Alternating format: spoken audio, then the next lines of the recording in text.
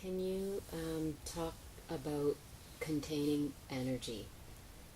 So I've heard you say that, and I've heard that from you and read that from you, but I really don't feel like I understand it that well. So when you're sitting, do you feel, are you aware of energy? Sometimes, yes. Yeah, and what do you do with it? How do you cope with it? In what form do you feel? I used to get a lot of movement out of my heart. So it sort of, like, words that I would attach to it would be love or gratitude. That's sort of what it felt like. And always what I wanted to do with that was put it out, like move it outwards. Yeah. So since I've heard contain the energy from you, I'm trying not to do that. It's really counterintuitive. It is really difficult because the habitual thing is to expend energy, to project. And that's why keeping silent is quite hard too, because you're turning your attention in rather than talking. You turn it in, and it feels at first quite unnatural. So with the energy, the more you ground the energy in the body, the stronger it becomes.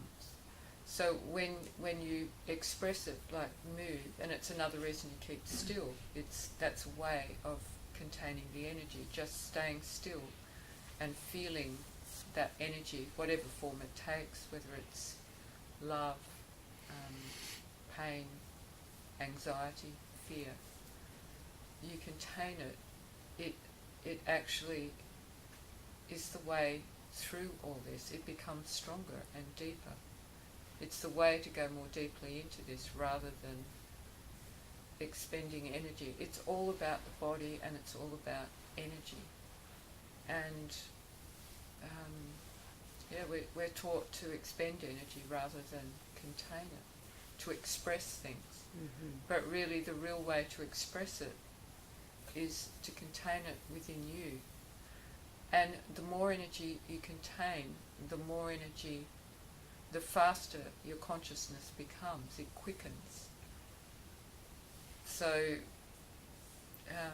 if you keep moving and expending energy, it's like the energy is energy in a different, I don't like to use the word, but it's sort of a different dimension to normal physical energy.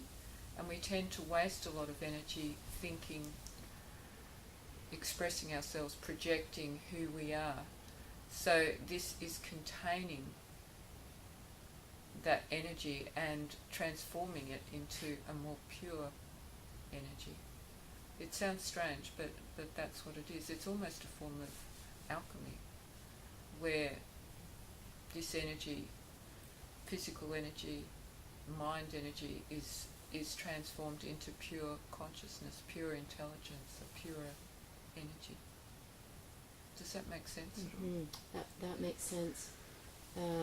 So outside of meditation, because that happens outside of meditation as well, so same thing, contain it as much. So I'm not saying you don't do anything physical. Of course it's good to do physical stuff, but getting really excited and jumping up and down, and I feel it's tempting at times, but it's a bit of a waste of energy. So I suppose the whole way I use energy has changed. So I'm not extreme with my body anymore. I can't be forceful with my body anymore. You know, I used to push it to do things, and people do that right through their lives. Push, push, push, push, push. So you need to stop that and listen to your body, which really, for most people, maybe when you're really young it's okay, but as you get older you need to just listen, and the force goes out of it.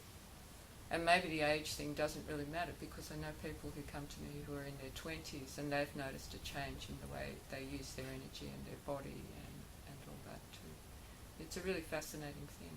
And it's the same with anger, which is a form of energy. Rather than expressing it, going and putting it on someone else, you take responsibility for it and contain it within yourself and watch it. So rather than trying to get it out and blame someone else for your anger. So it's about taking responsibility for how you feel, not for how anyone else feels, and it doesn't mean you don't care about anyone else.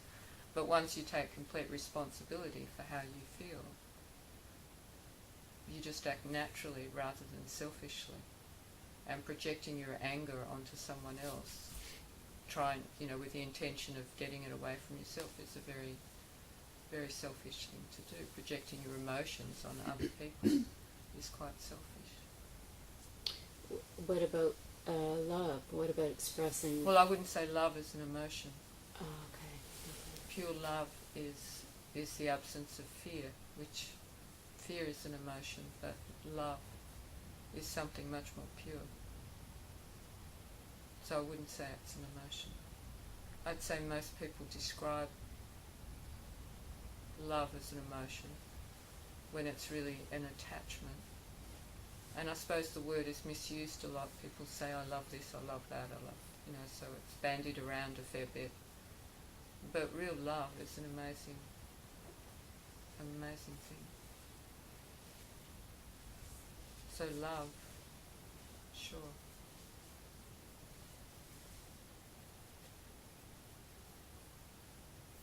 But you can't help but get emotional, especially going through this whole thing. Deep emotions come up, and it's really difficult not to put them on someone else. And it's usually one's partner or children, the closest person to you. So.